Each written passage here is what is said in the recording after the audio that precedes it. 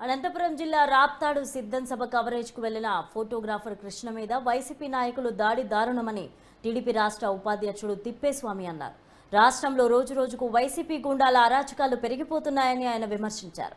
భవిష్యత్తులో ఇలాంటి ఘటనలు జరగకుండా దాడి చేసిన వారి మీద కేసు నమోదు చేసి కఠిన చర్యలు తీసుకోవాలని తిప్పేస్వామి డిమాండ్ చేశారు. సిద్ధం సభ జరిగింది.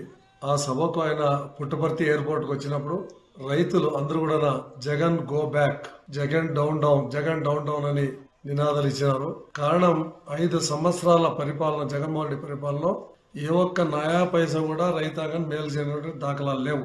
మరి అందుకోసమే రైతులు కడుపుమండి, అందులోనూ మడక్సిరా ప్రాంత రైతులు గత సంవత్సరం 2 సంవత్సరం చంద్రబాబు నాయుడు నాయకత్వంలో తెలుగుదేశం ప్రభుత్వంలో ఏమైతే అంద్రీనివా నీళ్లు మడక్సిరాకు తీసుకొచ్చినామో అంతవరకు ఆగిపోయినాయి అనమాట.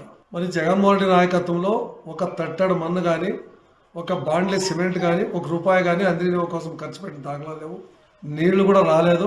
మడక్సిరా ప్రాంతం ఈ రాష్ట్రంలో అతి ఎత్తైన ప్రాంతం సముద్ర మట్టానికి.